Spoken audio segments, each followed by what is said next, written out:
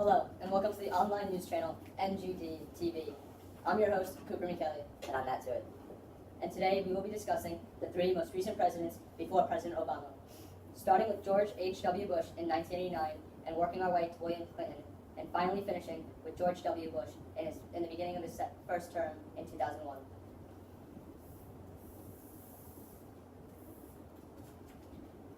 George Herbert Walker Bush was born in Milton, Massachusetts on June 12, 1924. He became a student leader at Phillips Academy in Andover. On his 18th birthday, he enlisted in the armed forces. He became the youngest pilot in the Navy when he received his wings. He flew 58 combat missions during World War II. At Yale, he excelled both in sports and in his studies. He was captain of the baseball team and a member of Phi Beta Kappa. After graduation, Bush embarked on a career in the oil industry of West Texas.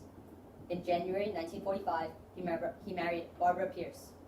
They had 6 children: George, Robin, who died as a child, John, more commonly known as Jeb, Neil, Marvin, and Dorothy. George became interested in public service and politics. He served 2 terms as representative to Congress from Texas. Twice, he ran unsuccessfully for Senate. Then, he was appointed to a series of high-level positions: ambassador to the United Nations, chairman to the Republic National Committee, chief of the U.S. Liaison Office to the People's Republic of China, director of the Central Intelligence Agency. In 1980, Bush campaigned to be the Republican nominee for president. He lost, but was chosen as a running mate for Ronald Reagan. As vice president, Bush held a responsibility in several domestic areas, including federal deregulation and anti-drug programs. He visited scores of foreign countries. In 1988, Bush won the Republican nominee for president, and with Senator Dan Quayle of Indiana as his running mate, he defeated Massachusetts Governor Michael Dukakis in the general election. Bush faced a dramatic changing world.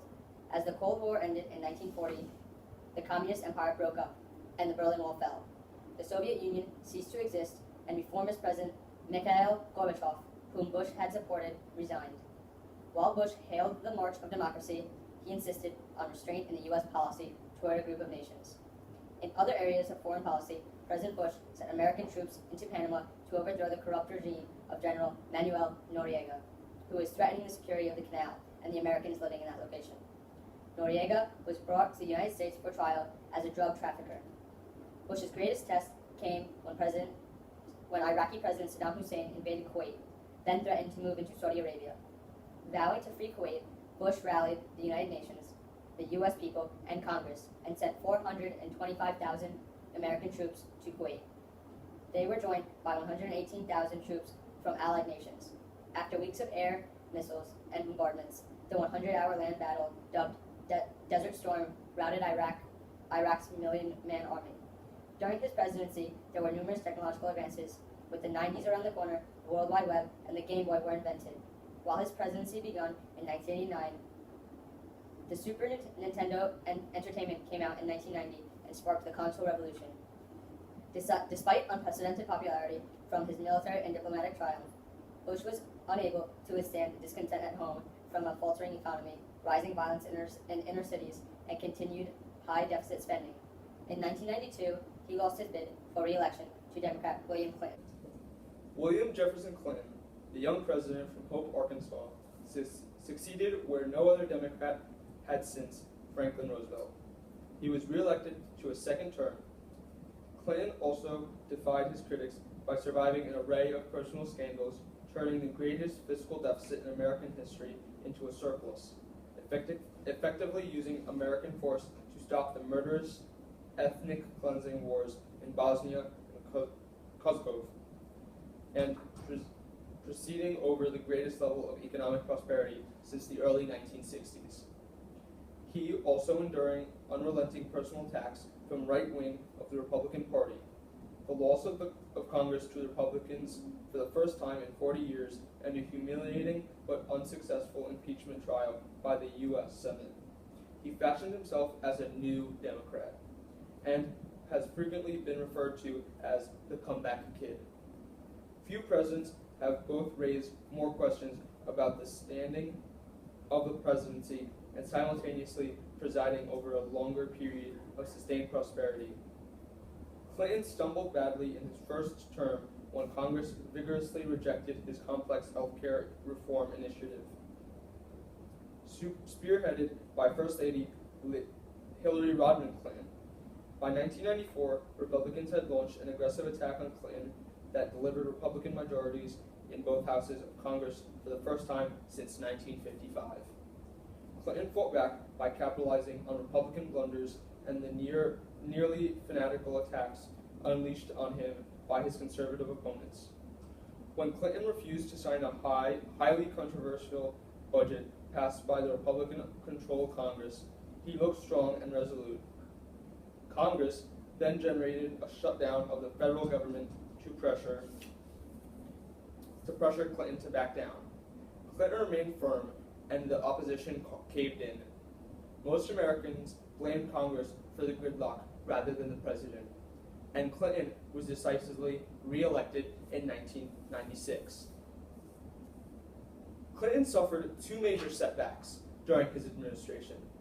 The first was his failure to obtain health care reform.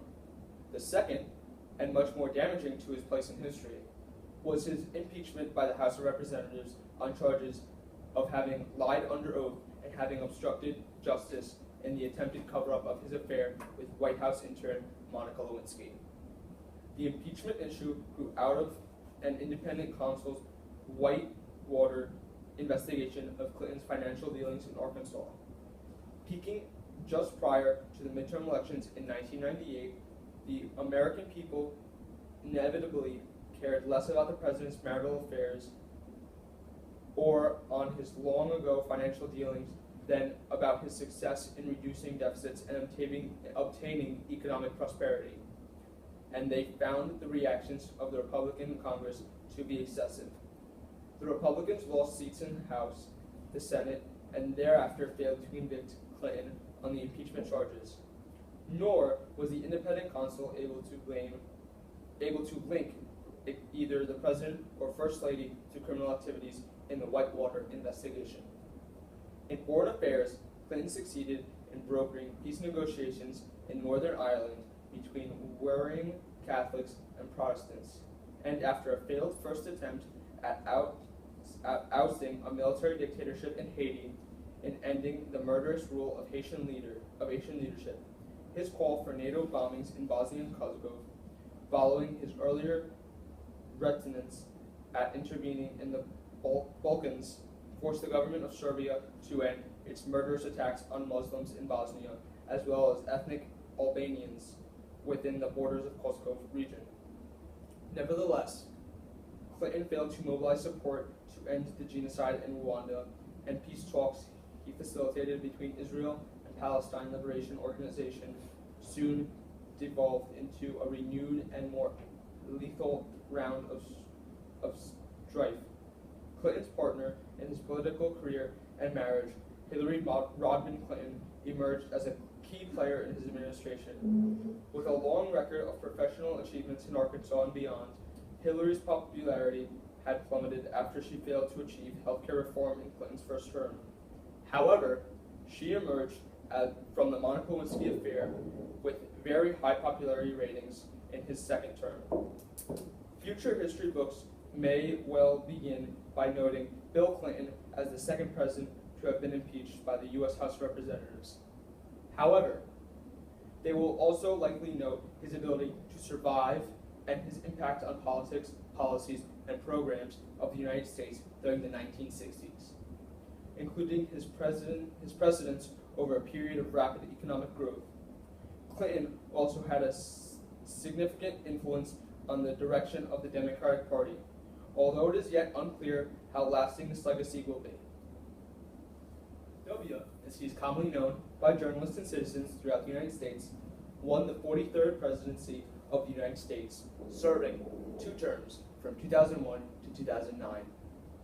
He was born in New Haven, Connecticut, while his father was attending Yale, a school that would also later become his alma mater.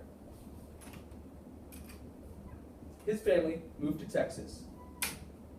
Bush graduated from Yale, received a business degree from Harvard, and then entered the oil business. Bush Jr. had a very intense beginning to his career as president.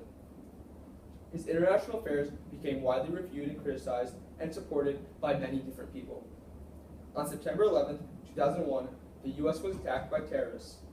The Twin Towers in New York City were struck and collapsed, killing thousands. A plane hit the Pentagon and another crashed into Pennsylvania. Post 9/11, the president had many difficult decisions to make, such as how to go to war against the people who attacked this nation, finding where these people were, and seeking them out.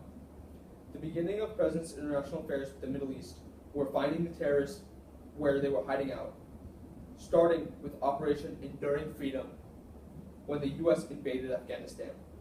This was just the start of a military operation that would extend for a decade and through 2 presidents.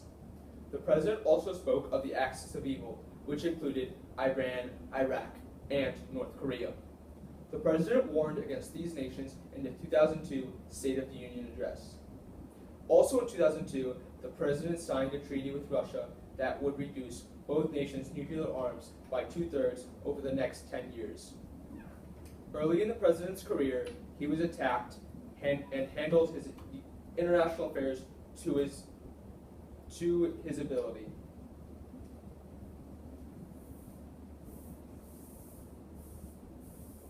The president would go on to have negotiations and relations grow with all the nations he spoke of and met early in his first term. The president also dealt with his own policies and affairs at home. In U.S. politics, the president passed many laws. 2 of his most talked about laws were the No Child Left Behind Act, which gave local authorities greater flexibility with federal money, especially to help education. However, standardized tests would become mandatory. The president also passed a law banning late-term abortions. The technological advances that arose during President Bush's terms were phenomenal. The iPod, camera phones, iTunes, Segway, TiVo, YouTube, and iPhone were all released between 2001 and 2009.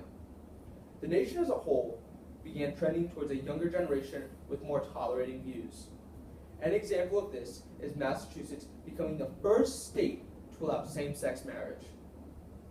Same-sex marriage is still a conversation and judicial battle today. Marijuana, as a medicinal and recreational application, also has risen in popularity, and more research is being put into discover its pros and cons.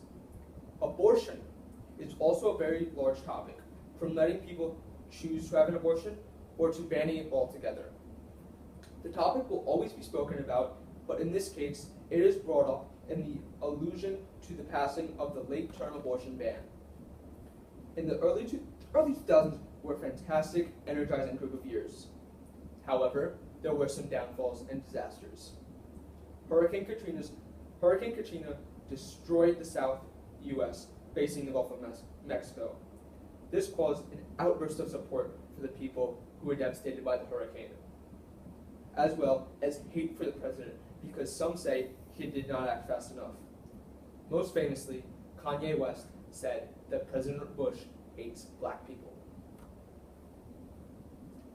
The stock market also collapsed in 2008, leaving many to declare bankruptcy. The housing market began to fall, and the automobile companies also fell.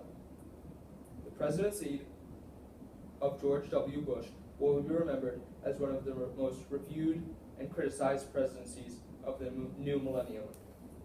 Bush did what he thought was best for the nation.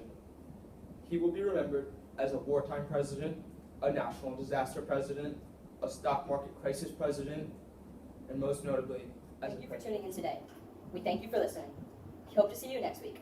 I'm Cooper Miqueli, signing off.